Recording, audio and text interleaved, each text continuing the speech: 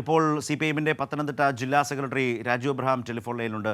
Shri Raju Abraham, ഈ സംഭവത്തെക്കുറിച്ച് ഇപ്പോൾ കൂടുതൽ വിവരങ്ങളൊക്കെ പുറത്തു വന്നിട്ടുണ്ടാവും. 2-3 ആളുകൾ ഇപ്പോൾ പോലീസ് കസ്റ്റഡിയിലായിട്ടുണ്ട്.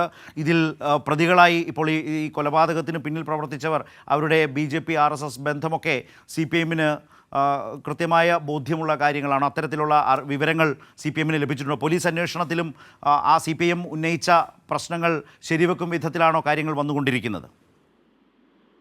അതെ, നേരത്തെ സംഘർഷങ്ങളിൽ പങ്കെടുത്തിട്ടുള്ള ആളുകളാണ് ഈ കേസിൽ പ്രതികളായിട്ട് വന്നിട്ടുള്ളത്.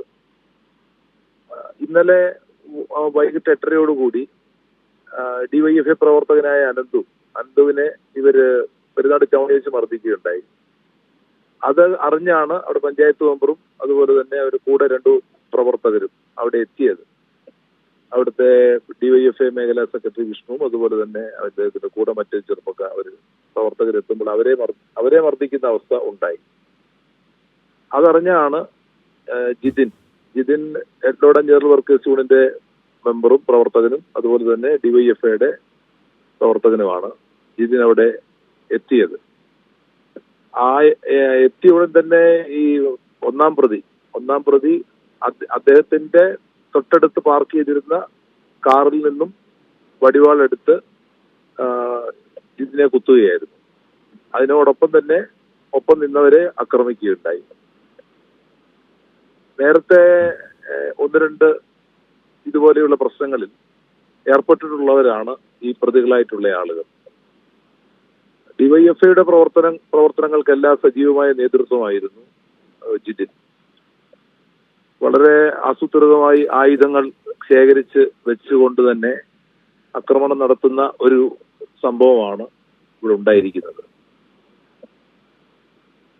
ഇതുമായി ബന്ധപ്പെട്ട് പോലീസ് അന്വേഷണം ഈ പ്രതികളിലേക്കും അതിൻ്റെ വിഷയത്തിൻ്റെ അല്ലെങ്കിൽ പുറത്തു വന്നിട്ടുള്ള വിവരങ്ങളുടെയും അവിടെ നിലനിന്ന തർക്കങ്ങൾ, രാഷ്ട്രീയ തർക്കങ്ങളും അല്ലെങ്കിൽ അതിൻ്റെ വൈരാഗ്യം തീർക്കുന്നതിലേക്കുമൊക്കെ ഈ പ്രതികൾ സംഘം ചേർന്ന് ഗൂഢാലോചന നടത്തി നീക്കം നടത്തുകയായിരുന്നു എന്നതിലേക്കൊക്കെ അന്വേഷണം പോകുന്നുണ്ടോ? CPIഎമ്മിനെ സംബന്ധിച്ച് എന്താണ് അഭിപ്രായം? അതെ, പോലീസ് നല്ല രൂപത്തിൽ ആക്ട് ചെയ്യുന്നുണ്ട്. ഇന്നലെ രാത്രി റാന്നി DYSP സംഭവ സ്ഥലത്ത് ആദ്യം തന്നെ എത്തുകയുണ്ടായി. പെരുന്നാട് പോലീസ് ഒപ്പം ഉണ്ടായിരുന്നു. രാത്രി 12 മണിയോടുകൂടി ജില്ലാ പോലീസ് സൂപ്രണ്ട് കേസ് അന്വേഷണത്തിന്റെ ഭാഗമായി അന്വേഷണം ഏറ്റെടുത്ത് അദ്ദേഹവും പെരുന്നാട് പോലീസ് സ്റ്റേഷൻ ഇതൊക്കെ വിവരങ്ങളെല്ലാം അന്വേഷിക്കാൻ അദ്ദേഹം എത്തുകയുണ്ടായി. ഇന്ന് രാവിലെയും ജില്ലാ പോലീസ് സൂപ്രണ്ട് സംഭവ സ്ഥലത്തേക്ക് പോയിട്ടുണ്ട്. പോലീസ് ഇന്നലെ പ്രതികൾ പത്തനംതിട്ട ജനറൽ ആശുപത്രിയിൽ ആദ്യം വന്ന് OP ടിക്കറ്റ് എടുത്തിരുന്നു. അവിടുന്ന് ഇതിൽ മരിച്ചു എന്ന് അറിഞ്ഞതിന് ശേഷമാണ് അവരവിടുന്ന് പോയത്. രാത്രി ശക്തമായ പോലീസ് പെട്രോളിംഗ് ഉണ്ടായിരുന്നു. ഒരു നൂർനാട് ഭാഗത്ത് വെച്ച് ഇവരുടെ വാഹനം പോലീസിനെ വെട്ടിച്ച് കടന്നിളഞ്ഞു എന്നാണ് അറിയുന്നത്. നന്ദി ശ്രീ രാജു അബ്രഹാം. CPIഎമ്മിൻ്റെ പത്തനംതിട്ട ജില്ലാ സെക്രട്ടറിയാണ് ഇപ്പോൾ സംസാരിച്ചത്.